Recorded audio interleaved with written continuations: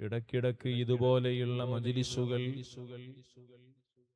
ആത്മീയമായ ഉണർവിന് കാരണമാകും. പരിശുദ്ധ ഖുർആൻ മുഅ്മിനീങ്ങൾക്ക് ഉത്ബോധനം ഉപകാരപ്പെടുമെന്ന് പറഞ്ഞു തരുന്നുണ്ട്. ഫത്ഹുൽ മുഈനിൽ മഖ്ദൂം തങ്ങൾ വർഷത്തിൽ ഒരിക്കലെങ്കിലും ഒരു മഹല്ലത്തിൽ നന്മ കൊണ്ടുള്ള കൽപ്പനയും തിന്മ കൊണ്ടുള്ള വിരോധനവും നടക്കൽ ഫർള് കിഫായയാണ് എന്ന് എഴുതിയിട്ടുണ്ട്. അതുകൊണ്ടാണ് പഴയകാലങ്ങളിൽ വർഷം തോറും നടത്തിവരാറുള്ള മതപ്രഭാഷണ പരമ്പര എന്നൊക്കെ വഅലിന്റെ പോസ്റ്ററുകളിൽ തന്നെ എഴുതിയതായി കാണാൻ കഴിയാറുള്ളത്.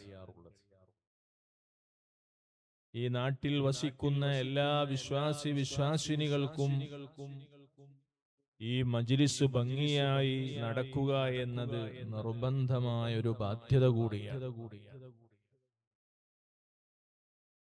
സാഹിത്യോത്സവ് വന്നപ്പോൾ ആ നിർബന്ധ ബാധ്യത നിറവേറ്റാൻ നമുക്ക് അനുകൂലമായ സാഹചര്യമുണ്ടായി എന്ന് മാത്രം. അതുകൊണ്ട് ഈ മജ്‌ലിസ് ഒരു പന്തൽ കെട്ടിയതുകൊണ്ട് നടത്തുന്ന ഒരു പരിപാടിയായി മാത്രം ആരും കാണരുത്. പഴയകാലങ്ങളിൽ ആത്മീയ മജ്‌ലിസുകൾ മുഖേന വിലായത്തിന്റെ പദവിയിൽ വരെ എത്തിച്ചേർന്ന മഹത്തുക്കളുണ്ട്, മഹദിമാരുണ്ട്. സാലിഹുൽ മുരി റളിയല്ലാഹു അൻഹുവിന്റെ വഅലിന്റെ മജ്‌ലിസിന്റെ അനുഭവം നമുക്കറിയാം. തൊട്ടടുത്ത സ്ഥലത്ത് അങ്ങാടിയിൽ വേശ്യാലയത്തിന് നേതൃത്വം നൽകിയിരുന്ന ശഅവാന വഅലിന്റെ മജ്‌ലിസിലേക്ക് തന്റെ കീഴിൽ ജോലി ചെയ്യുന്ന പെൺകുട്ടികളെ പറഞ്ഞയച്ചു, നൃത്തം ചവിട്ടിച്ചു. അവരെല്ലാവരും ആ വഅലിന്റെ മജ്‌ലിസിലേക്ക് ആകർഷിച്ചുപോയി. അവസാനം ശഅവാന തന്നെ വന്നു ആ സദസ്സ് അലങ്കോലപ്പെടുത്താൻ. പക്ഷേ ബഹുമാനപ്പെട്ടവരുടെ ആസറുള്ള നാവുകൊണ്ട്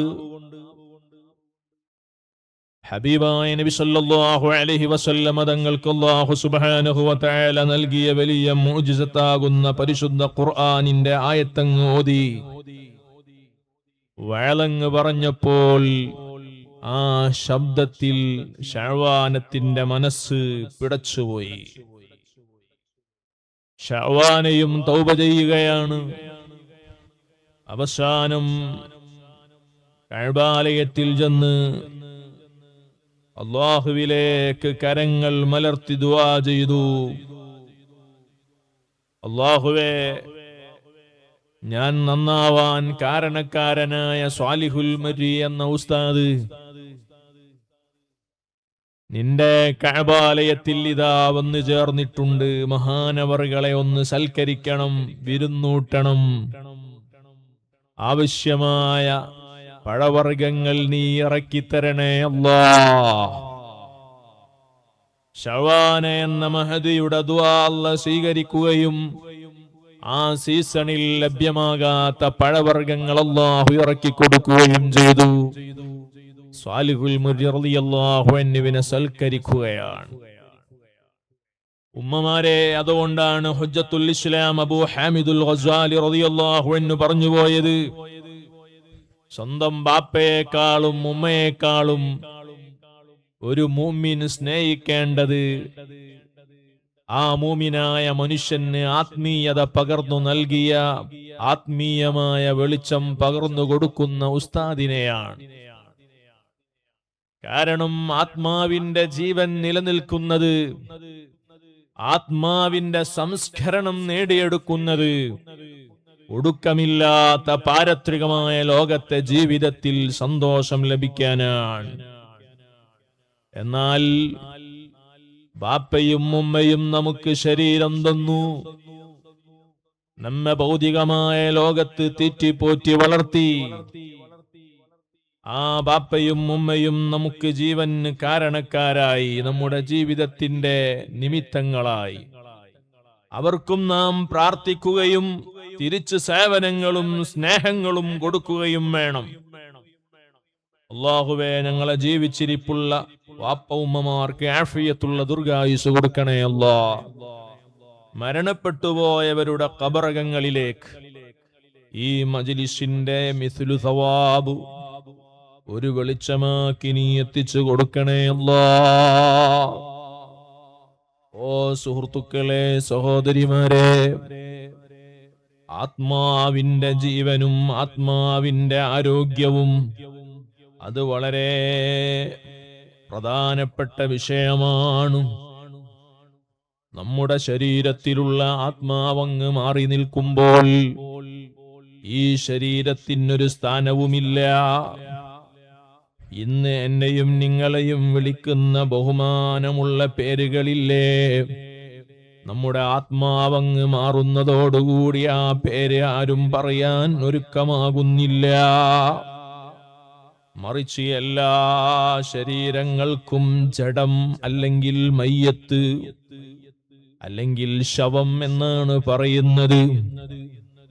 ഈ ശരീരത്തിന് വലിയ ബഹുമാനമുണ്ടാകുന്നത് ആത്മാവ് നമ്മുടെ ശരീരങ്ങളിൽ നിലകൊള്ളുമ്പോഴാണ്. അതുകൊണ്ടാണ് അതേ പരിശുദ്ധമായ ഖുർആനും തിരുസുന്നത്തും ശരീരത്തിന്റെ ഡ്രൈവറാകുന്ന ആത്മാവിനെ നന്നാക്കാൻ ഒരുപാട് നിർദ്ദേശങ്ങൾ നമുക്ക് നൽകിയത്. ഓ ഉമ്മമാരെ, ഉപ്പമാരെ, സുഹൃത്തുക്കളെ, സഹോദരിമാരെ, ആത്മീയമായ സംസ്കരണം നേടിയെടുക്കലാണ് ഇതുപോലെയുള്ള മജ്ലിസുകളെ കൊണ്ടുള്ള ലക്ഷ്യം.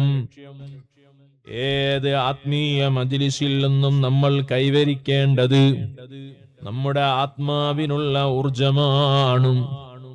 അല്ലാഹു ആ അർത്ഥത്തിൽ ഉപകാരപ്രദമായ മജ്ലിസായി നമ്മുടെ ഈ മജ്ലിസിനെയും ഖബൂലാക്കി തരട്ടെ. അബൂ സഈദ് റളിയല്ലാഹു അൻഹു പറയുകയാണ്, സമിഅ്തു റസൂലല്ലാഹി സ്വല്ലല്ലാഹു അലൈഹി വസല്ലം യഖൂൽ, പുന്നാര നബി സല്ലല്ലാഹു അലൈഹി വസല്ലമ തങ്ങൾ പറയുന്നത് ഞാൻ നേരിട്ടു കേട്ടതാണ്. ഇദാ ഖബലല്ലാഹു റൂഹ അബ്ദിഹിൽ മുഅ്മിൻ, മുഅ്മിനായ അല്ലാഹുവിന്റെ അടിമയുടെ ആത്മാവിനെ അല്ലാഹു അങ്ങ് പിടിച്ചു കൊണ്ടുപോകുമ്പോൾ സഈദ മലക്കാഹു ഇല സമാ, ആ മുഅ്മിനായ മനുഷ്യന്റെ രണ്ട് മലക്കുകളില്ലേ, അല്ലാഹു അധികാരപ്പെടുത്തിയ മലക്കുകൾ, വലതുഭാഗത്തും ഇടതുഭാഗത്തും അതേ റഖീബ് അതീദ് എന്ന മലക്കുകൾ, നന്മയും തിന്മയും അതാ സമയാസമയം അവര് രേഖയാക്കി വെക്കുകയാണ്. ആ മലക്കുകൾ മരണത്തോടുകൂടി ആകാശലോകത്തേക്ക് കയറിപ്പോകുന്നു. എന്നിട്ട് റബ്ബിനെ വിളിച്ചുകൊണ്ട് പറയുന്നു, റബ്ബന വക്കൽതനാ ബിഅബ്ദിക്കൽ മുഅ്മിൻ നക്തുബു അമലഹു, ഇന്നാലിന്ന മനുഷ്യന്റെ അമലുകൾ രേഖയാക്കാനാണ് അല്ലാഹ് നീ ഞങ്ങളെ ഏൽപ്പിച്ചിരുന്നത്. ആ മനുഷ്യനെ നീ മരിപ്പിച്ചുവല്ലോ. ഫഅദൻ ലനാ അൻ നസ്കുന സമാ, ഭൂമിയിൽ ഞങ്ങൾക്കുള്ള ഡ്യൂട്ടി കഴിഞ്ഞിട്ടുണ്ട്, അതുകൊണ്ട് ഈ ആകാശ ലോകത്ത് താമസിക്കാൻ ഞങ്ങൾക്ക് അനുവാദം തരുമോ?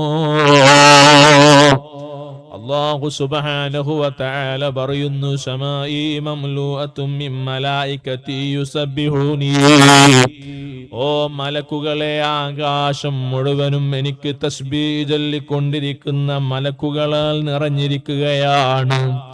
അതുകൊണ്ട് നിങ്ങൾക്ക് ഇവിടെ താമസിക്കാൻ അനുവാദമില്ല. മലക്കുകൾ അല്ലാഹുവിനോട് വീണ്ടും പറയുന്നു, ഫഅദൻ ലനാ അൻ നസ്കുനൽ അർള, എന്നാൽ ഞങ്ങൾ ഭൂമിയിലേക്ക് പോകാമല്ലോ, ഭൂമിയിൽ താമസിക്കാൻ ഞങ്ങൾക്ക് നീ സമ്മതം തരുമോ? അള്ളാഹുവിന്റെ മറുപടി അർളി മംലൂഅത്തും മിൻ ഖൽഖി യുസബ്ബിഹൂനി, ഭൂമിയിലും എന്റെ സൃഷ്ടിചരാചരങ്ങൾ എനിക്ക് തസ്ബീഹ് ചൊല്ലിക്കൊണ്ടിരിക്കുകയാണ്. വലാകിൻ ഖുമാ അലാ ഖബരി അബ്ദി, എങ്കിലും നിങ്ങൾ എന്റെ അടിമയുടെ ഖബറില്ലേ, നിങ്ങളെ അധികാരപ്പെടുത്തിയ മോമിനായ മനുഷ്യനെ മറവു ചെയ്ത ഖബറില്ലേ, ആ ഖബറിന്റെ സമീപത്ത് ചെന്ന് നിങ്ങൾ രണ്ടുപേരും നിന്നോ. ഫസബ്ബിഹാനി വഹല്ലിലാനി വകബ്ബിറാനി,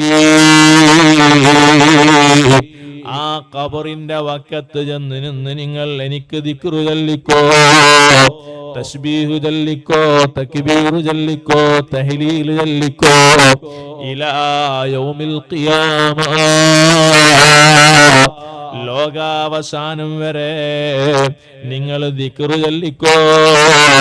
വക്തുബാഹു ലിഅബ്ദി, ആ ഖബറിൽ കിടക്കുന്ന എന്റെ അടിമക്ക് നിങ്ങൾ ആ ഖബറിങ്കലിൽ നിന്ന് ചൊല്ലുന്ന ദിക്റിന്റെ പ്രതിഫലം നിങ്ങൾ എഴുതി വച്ചോ. സയ്യിദുനാ മുഹമ്മദുർ റസൂലുള്ളാഹി സ്വല്ലല്ലാഹു അലൈഹി വസല്ലം തങ്ങൾ പറയുകയാണ്, വഅമ്മൽ അബ്ദുൽ കാഫിറു, ഈ പറഞ്ഞത് മുഅ്മിനായ മനുഷ്യന്റെ അവസ്ഥയാണെങ്കിൽ കാഫിറായ മനുഷ്യന്റെ അവസ്ഥ എന്താണ്? ഇദാ മാത്തൽ കാഫിർ, അവിശ്വാസിയായ മനുഷ്യനങ്ങ് മരണപ്പെടുമ്പോ സൈദ മലക്കാഹു ഇലസ്സമാ, അവനെ കൊണ്ട് അല്ലാഹു അധികാരമേൽപ്പിച്ചിരിക്കുന്ന മലക്കുകൾ ആകാശലോകത്തേക്ക് ചെല്ലുമ്പോ അല്ലാഹു അവർക്ക് നൽകുന്ന മറുപടി ഇർജിഅ ഇലാ ഖബരി വൽ അനാ, നിങ്ങളാ മനുഷ്യന്റെ ഖബറിന്റെ സമീപത്ത് ചെന്നോ, ആ മനുഷ്യന്റെ ശവകുടീരത്തിലേക്ക് പോയിക്കോ.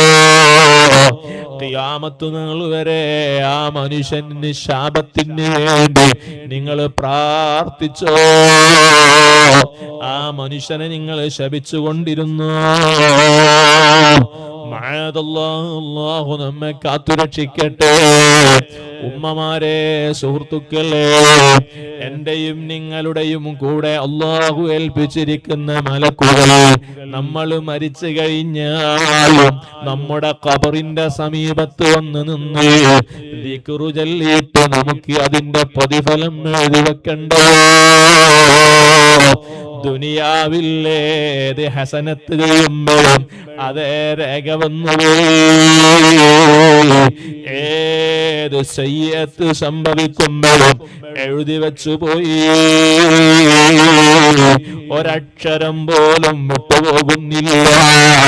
കണ്ണിന്റെ പിരിക കൊണ്ടുപോലും നടത്തുന്ന അതേ പരിഹാസ്യത്തിന്റെ ചലനങ്ങൾ വിട്ടുപോകുന്നില്ല.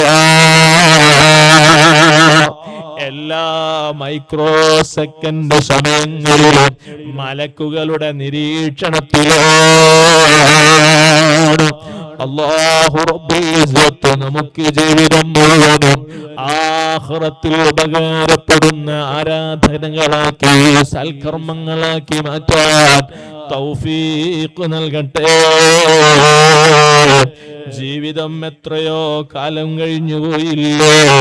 ഞാൻ ഈ നാട്ടിനും പരിസരങ്ങളിലും വയത് പറയാൻ വന്നിട്ട് ഒരുപാട് വർഷങ്ങളായില്ലേ?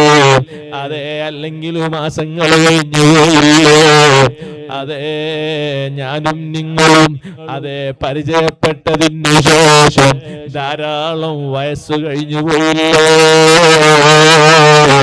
ഓരോ ദിവസങ്ങളും മാസങ്ങളും വർഷങ്ങളും കഴിയുമ്പോ അതേ ദുൽഹിജ്ജയോടുകൂടി മുഹറം വരികയാണ്, പുതിയ വർഷം ആരംഭിക്കുകയാണ്. ആയുസ്സില്ലതെ ഖബറിലേക്ക് ദൂരം കൊടുക്കുകയാണ്. ഒരു വർഷം കഴിയുമ്പോ എന്റെ മരണത്തിലേക്ക് സമയം അടുത്തല്ലോ, എന്റെ ഖബറിലേക്ക് ദൂരം കുറഞ്ഞല്ലോ എന്ന തിരിച്ചറിവാണ് എനിക്കും നിങ്ങൾക്കും ഉണ്ടാകേണ്ടത്.